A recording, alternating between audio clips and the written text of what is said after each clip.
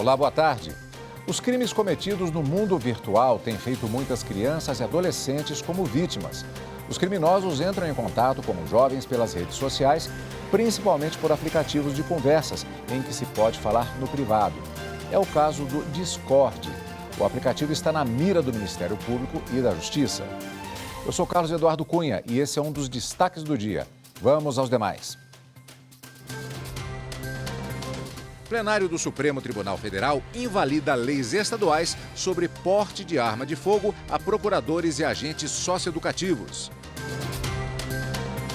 Com autorização da Justiça, a Polícia Federal faz operação contra tráfico internacional de drogas no aeroporto de Guarulhos.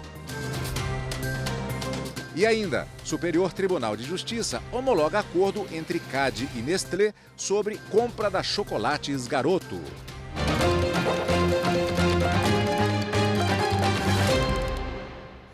O Tribunal Regional Federal da 5ª Região rejeitou o pedido do Ministério Público Federal para que os policiais rodoviários federais acusados de envolvimento na morte de Genivaldo Santos também respondessem por abuso de autoridade.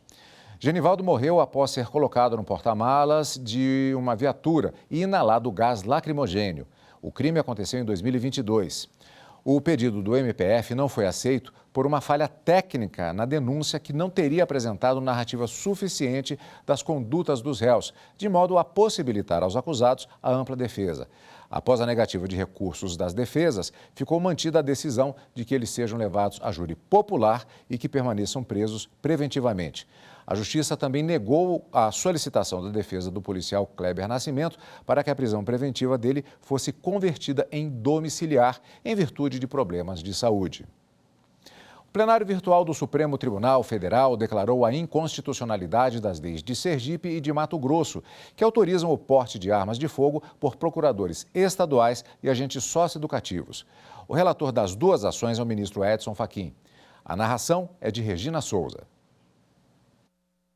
O pedido de inconstitucionalidade das normas foi feito pela Procuradoria-Geral da República. O ministro Edson Fachin entendeu que os estados e municípios não têm competência para legislar sobre o porte de armas. A lei do desarmamento também proíbe.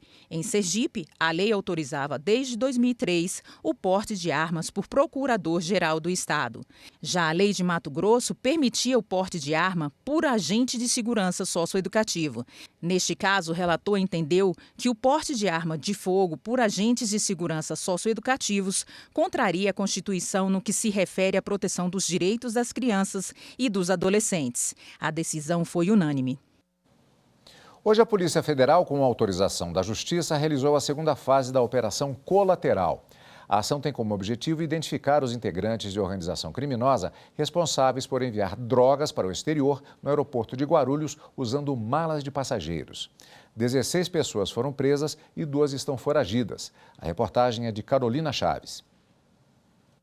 Desde cedo, os policiais federais estão na rua para cumprir 45 mandados judiciais, sendo 27 de busca e apreensão, 2 de prisão temporária e 16 de prisão preventiva, na cidade de Guarulhos e na capital paulista.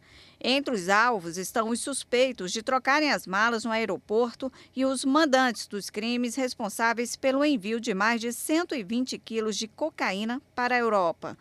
Um dos investigados quebrou o celular na chegada dos policiais. Segundo as investigações, a troca de malas com cocaína foi feita em 2 oportunidades no Aeroporto Internacional de Guarulhos. Uma das cargas foi para Portugal, em outubro do ano passado, e a outra para a França, em março deste ano. Os criminosos trocaram as etiquetas das malas dos passageiros pelas das bagagens com as drogas. Os alvos da operação de hoje também estão envolvidos no caso das 2 brasileiras que ficaram quase 40 dias presas na Alemanha no início deste ano. Elas também tiveram as malas trocadas. Na época, a Polícia Federal comprovou a troca e a inocência das brasileiras e prendeu os responsáveis. A primeira turma do Superior Tribunal de Justiça anulou o ato que excluiu uma candidata a cargo na Polícia Militar. O motivo foi que ela dirigiu alcoolizada há mais de 5 anos antes do concurso. Confira na reportagem de Marina Campos.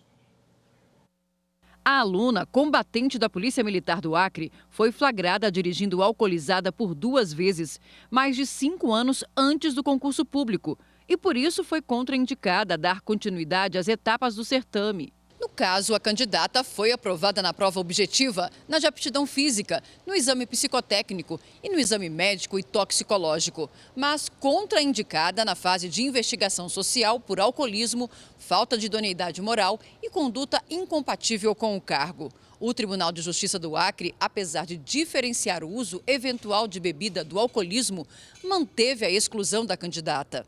No recurso ao STJ, o Estado do Acre argumentou que as infrações cometidas pela candidata revelariam conduta social incompatível com a complexidade das atribuições do cargo pretendido. Segundo o relator ministro Gurgel de Faria, o Supremo Tribunal Federal e o STJ têm o entendimento de que, em concurso público, a investigação social não se limita a analisar a vida pregressa do candidato em relação às infrações penais que eventualmente tenha praticado, mas também a sua conduta moral e social.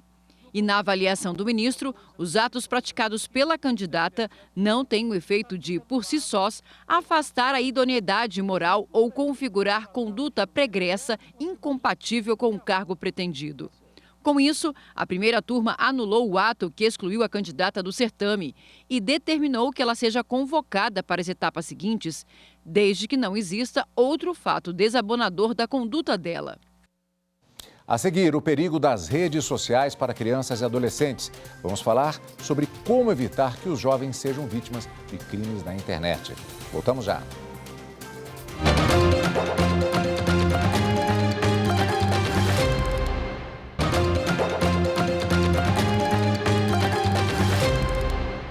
Uma ameaça para muitas famílias. Crianças e adolescentes expostas nas redes sociais. O ambiente virtual favorece a prática de crimes, principalmente em aplicativos como o Discord, em que as pessoas podem se comunicar de forma privada. Confira na reportagem de Amanda Mustafa. Um pesadelo real para pais e filhos dentro de casa. Essa história aconteceu no ano 2013, quando minha filha tinha 13 anos. Ela começou a se voltar muito mais para o mundo dos games, para o mundo dos jogos digitais. E a gente em casa avaliou que isso era um movimento natural da sociedade, uma rebeldia da pré-adolescência. E foi num bate-papo em uma plataforma de jogos que o criminoso apareceu. Nesses sites que ela frequentava, nesses jogos que ela estava, ela conheceu um homem de 21 anos que se passava por jovem, como ela, era uma menina de 13. E esse homem fez uma abordagem, começou um relacionamento virtual, e nesse relacionamento virtual ele a atraiu para o interior de outro estado brasileiro. A disseminação dos smartphones acelerou o uso das redes e o boom das plataformas de compartilhamento de vídeos, fotos e mensagens. Muitas delas por crianças e adolescentes, como o Discord. Nesta plataforma, elas podem se comunicar, participar de comunidades e acompanhar transmissões de vídeos ao vivo. E é aí onde mora o perigo. O Discord ele proporciona um anonimato a quem precisa se esconder, né? Eu fiz alguns testes, para você se cadastrar é o nome de usuário e uma senha, você não precisa de um telefone, não precisa de nada maior de autenticação que proporcione uma segurança maior. Hoje, tanto crianças quanto adultos podem se cadastrar. Conteúdos perturbadores que incentivam a automutilação, crimes contra animais, abusos, pedofilia. As transmissões ao vivo não ficam registradas no aplicativo e são usadas por criminosos para criar desafios. No mundo digital, eles se travestem de pessoas famosas, se travestem de pessoas com outros nomes, né? Muitos homens dizem que são mulheres, né? E hoje, com a inteligência artificial, é muito simples de usarem um rosto, está ali na câmera e está mostrando um outro rosto para quem está assistindo. Então, isso hoje é simples, hoje não é, eu brinco que é uma Disneylândia para quem quer cometer esse tipo de crime. No Brasil, a lei que disciplina o uso das redes foi aprovada em 2014. É o Marco Civil da Internet. Pela norma, as plataformas não são responsabilizadas pela divulgação de conteúdos feitos feita pelos usuários e só são obrigadas a retirar postagens do ar mediante ordem judicial. Aqui na Câmara dos Deputados, um projeto de lei em tramitação estabelece regras para a regulação das plataformas digitais e cria mecanismos para o combate às notícias falsas. É o PL 2630 de 2020. A proposta aguarda a criação de comissão especial pela mesa diretora para analisar o tema. Nessa ausência de controle, cabe somente aos pais cuidar. A gente não pode aceitar a porta do quarto fechada. A gente não pode aceitar que isso aqui é meu território, principalmente vindo de adolescentes e pré-adolescentes, que são pessoas mais vulneráveis, são pessoas ainda com a personalidade de informação, e a gente não pode achar que a nossa educação é infalível. A gente tem que estar sempre fiscalizando. Para repercutir o assunto, recebemos aqui nos estúdios da TV Justiça o especialista em Direito da Tecnologia da Informação, Ulisses Alves de Levi Machado, a quem, antes de mais nada, eu agradeço pela presença aqui nos estúdios para falarmos a respeito dessa questão, doutor Ulisses. Muito boa tarde, antes de mais nada. Prazer enorme. Doutor Ulisses, há poucos dias, inclusive em outra entrevista, fazia-se referência, apesar de ser um outro tema, da dificuldade que existe em legislar em temas que se modificam muito rapidamente. A tecnologia, particularmente nessa questão da internet, desse tipo de crime, é um exemplo claro desse tipo de situação. Verdade. Nada muda mais que a tecnologia, né?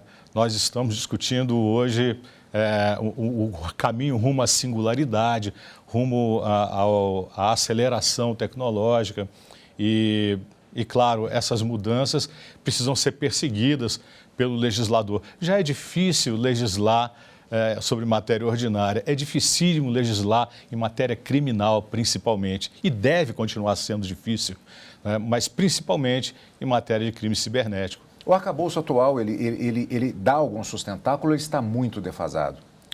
Não, eu não acho que esteja muito defasado. Nós precisamos de cuidar de algumas coisas, né? O nosso ordenamento jurídico trata adequadamente crimes de invasão de dispositivo, trata adequadamente o provedor, né, a atuação do provedor de internet em face do usuário, trata adequadamente a privacidade e a proteção de dados pessoais, mas é muito difícil legislar em matéria de crime cibernético impróprio, né? Esses chamados crimes cibernéticos impróprios são os crimes ordinários que são praticados por meio de ferramentas tecnológicas.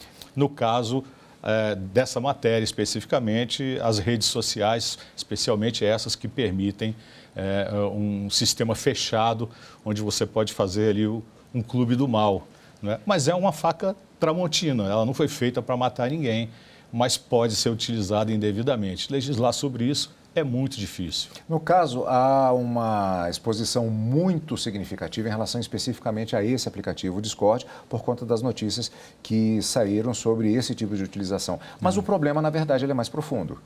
O problema mais profundo envolve, inclusive, relações pessoais. Envolve a discussão sobre o melhor interesse do menor, envolve a necessidade de pais conversarem com filhos, e a gente sabe a dificuldade disso. Pais normalmente são vistos como afoitos, como perseguidos, como paranoicos, não é assim que o adolescente vê. O adolescente invulnerável, esse que não sofre nada, tudo de mal acontece só com os outros. Então é muito difícil um pai oferecer instrução a respeito de uso de tecnologia, ou uso seguro de tecnologia. Imagine o pai que também não tem essa instrução, né? Então nós precisamos de cuidar dessa instrução. A SaferNet tem feito também no Brasil um trabalho nesse sentido de promover a educação digital para que a criança ouça isso não só do santo de casa, mas também do que faz milagre. É necessário mais esclarecimento, mais campanhas, falar-se das diversas plataformas que estão disponíveis e o que pode ser feito de bom e de mal? Claro, muita campanha e muita necessidade de conversar a respeito de tudo o que pode ser feito, de tudo que precisa ser pesquisado e de mudanças de comportamento de modo geral, né? Principalmente entre adolescentes. Há uma questão duas questões que eu diria paralelas, que uma delas é o fato de que, quando se fala em relação à legislação e utilização das plataformas, a questão da liberdade de expressão de um lado e, de outro, a própria questão educacional. Os adolescentes, particularmente, eles, dentro dessa linha que o doutor falou, eles acabam se queixando muitas vezes de estar se havendo uma falta de privacidade no quarto deles. Então, entrar-se no quarto e verificar o que eles estão olhando é um problema que transcende até apenas um núcleo familiar. Como é que se administra isso?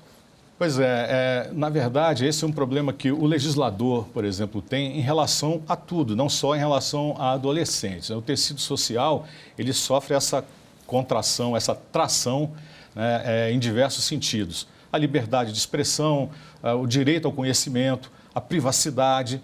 Então, atenção exagerada sobre um desses pontos pode prejudicar o tratamento adequado em outro. É perigoso jogar a água suja do banho com um bebê dentro, né? A gente precisa de cuidar para que uma tração exagerada no aspecto privacidade não traga problemas de segurança pública e vice-versa. Alguém que verifica que o filho tem uma conversa suspeita no computador de casa, no celular, o que é que ele deve fazer? Conversar, monitorar, né? Criança e adolescente são menores, eles devem ser monitorados. O meu pai diz sempre assim, se você não quer ter problema com o filho, tenha trabalho, né? Tenha trabalho com ele. Veja o que ele está fazendo, veja com quem ele está andando, monitore sim, e há ferramentas, né? O Eduardo Neri, da matéria citada, faz muita referência aos dispositivos, às features desses aplicativos que tem o modo de controle parental e que precisa ser utilizado, né? E o adolescente vai, naturalmente, reagir contra isso, porque ele já se acha um adulto. E o próprio legislador trata o adolescente como adulto. Repare, o artigo 14 da Lei Geral de Proteção de Dados diz que o adolescente não precisa do consentimento paterno, da autorização, supervisão paterna, para emitir consentimento, que é uma das bases legais de tratamento de dados pessoais. Porque entendeu as 21ª jornadas de direito civil que o menor precisa dessa emancipação. Ele já tem uma vida ativa nas mídias, na tecnologia, na web de maneira geral, e ele precisa ser tratado como esse quase adulto que né, podendo estabelecer os seus próprios desígnios. O tema é profundo, ele não se esgota aqui. De qualquer maneira, fica a nossa tentativa de passar algumas informações e reflexões para os nossos telespectadores. Doutor, muito obrigado. Muito obrigado. A qualquer momento podemos chamá-lo novamente para tratar do assunto. Um prazer. E a seguir, Superior Tribunal de Justiça homologa acordo entre CAD e Nestlé sobre compra de chocolates, ou melhor, da Chocolates Garoto. As informações em instantes.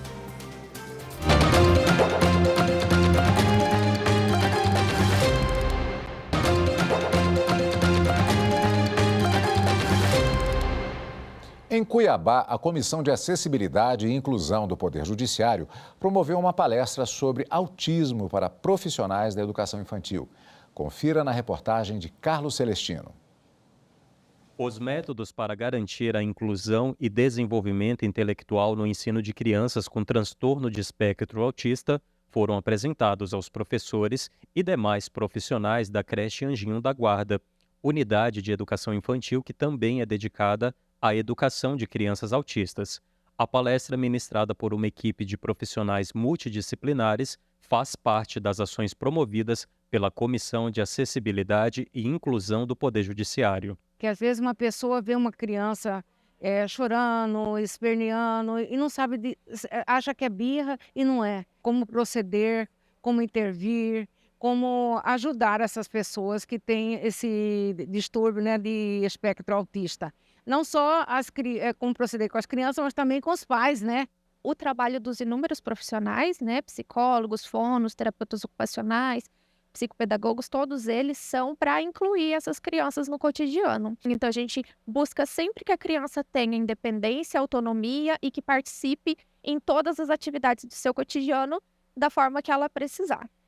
A creche Anjinho da Guarda atende 110 alunos, sendo que deste total, 6 crianças têm autismo e precisam de atenção especial com professores preparados. A iniciativa do Poder Judiciário de Mato Grosso, com a realização de palestras, fortalece o aprimoramento dos profissionais para atender as crianças.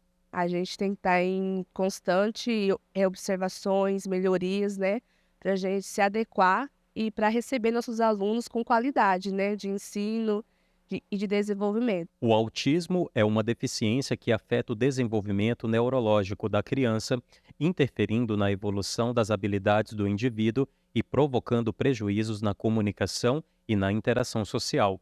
Mas a convivência social é apontada e comprovada por especialistas como forma de ajudar no tratamento de autistas. Ela vai desenvolver habilidades de comunicação, habilidades de gestuais. Então, ali, ela, a partir da interação com as outras crianças, nos pares de idade, ela vai conseguir ter um modelo, né? O uso da tecnologia com os autistas que têm dificuldade na comunicação oral também foi apresentado aos professores por essa servidora do Judiciário que tem uma filha de 11 anos com autismo e utiliza a ferramenta para conversar com a menina. Ela hoje se comunica com qualquer pessoa por meio de tablet ou por meio de pranchas mesmo, de temáticas, e ela consegue expressar tudo o que ela deseja, ou se ela está sentindo algum desconforto, alguma dor, ou se ela não está gostando, ou se está gostando, fazendo comentários. Então, realmente, a comunicação alternativa ela mudou a nossa vida. O ministro do Superior Tribunal de Justiça, Paulo Sérgio Domingues, homologou o acordo entre o CAD e a Nestlé sobre a compra da chocolates Garoto. Mais informações com Jéssica Castro. O ministro Paulo Sérgio Domingues homologou um acordo entre o Conselho Administrativo de Defesa Econômica, o CAD, e a Nestlé Brasil para encerrar a controvérsia judicial de mais de 18 anos sobre a aquisição da chocolates Garoto. A operação de compra da Garoto pela Nestlé havia sido reprovada pelo CAD em 2004, o que levou a empresa compradora a propor ação judicial. Em segundo grau, o Tribunal Regional Federal da Primeira Região determinou que o CAD realizasse nova análise sobre a operação, mas a Nestlé e a Garoto recorreram ao STJ. Nos termos do acordo agora homologado, a Nestlé se compromete a não adquirir outras empresas ou ativos que acumuladamente representem mais de 5% do mercado brasileiro de chocolates pelo prazo de 5 anos. A empresa também se comprometeu a, pelos próximos 7 anos, não intervir em pedidos de redução, suspensão ou eliminação de tributos incidentes sobre a importação de chocolates, nem de participar de qualquer ação para elevar tributos de importação, dificultar o livre comércio internacional do produto ou criar barreiras que prejudiquem a entrada de novas empresas no mercado nacional. O acordo prevê ainda a manutenção da fábrica da Garoto em Vila Velha, no Espírito Santo, também pelo período de 7 anos, sob pena de multa de R$50 milhões. Na série produzida pelo Superior Tribunal de Justiça sobre classes processuais, o tema de hoje é incidente de assunção de competência. A reportagem é de Rafael Porfírio.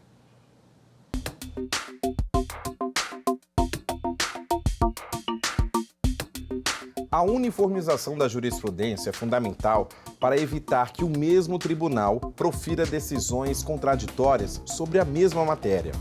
Para o julgamento de uma questão de direito relevante, entra em cena o artigo 947 do Código de Processo Civil. É o incidente de assunção de competência. O IAC consiste basicamente em um instrumento processual que permite que uma causa seja julgada por um órgão colegiado superior, em vez de ser apreciado pelo órgão originalmente competente. O relator, ao identificar uma causa de grande relevância social e interesse público, pode, de ofício ou a requerimento das partes, do Ministério Público ou da Defensoria Pública, remeter o processo para uma sessão ou plenário ou órgão especial previsto no regimento interno da Corte. A finalidade do IAC é a estabilização, preventiva ou não, da jurisprudência e a formação de precedente de observância obrigatória a todos os juízes e órgãos fracionários do tribunal, sendo possível ajuizamento de reclamação em caso de desobediência da decisão em IAC. O incidente de assunção de competência, ele não pressupõe a existência de casos repetitivos. Ou seja, pode ser uma questão de direito única e instaura-se o incidente para que a solução dela seja um precedente obrigatório. E aqui o ponto é a relevância. é uma forma de você gerar precedente obrigatório a partir da relevância social, política, econômica, jurídica da questão. No IAC, podem ser encaminhados recursos, remessas necessárias ou ações de competência originária para a decisão, não apenas recursos. As situações que ensejam o IAC são as seguintes: relevância do ponto de vista jurídico e interesse público, grande repercussão social, sem repetição em múltiplos processos, prevenção e solução de conflito jurisprudencial entre câmaras ou turmas do mesmo tribunal, apreciação de questão de direito, nunca de fato. O incidente de assunção de competência, ele integra o microsistema de formação de precedentes vinculantes. Então, ao lado do repetitivo, temos no STJ o IAC, Incidente de Assunção de Competência. Ele faz um paralelo com o repetitivo, porque não é necessário, para se instaurar o IAC, a existência de uma multiplicidade de recursos sobre uma questão. Basta a existência de uma questão relevante e não há necessidade sequer de um recurso. O IAC pode ser instaurado, inclusive, em processos de competência originária. Como ele integra o sistema de precedentes vinculantes, entende-se que se aplica ao IAC o mesmo rito dos repetitivos, com intervenção do Ministério Público, manifestação dos amigos da Corte e, eventualmente, audiências públicas.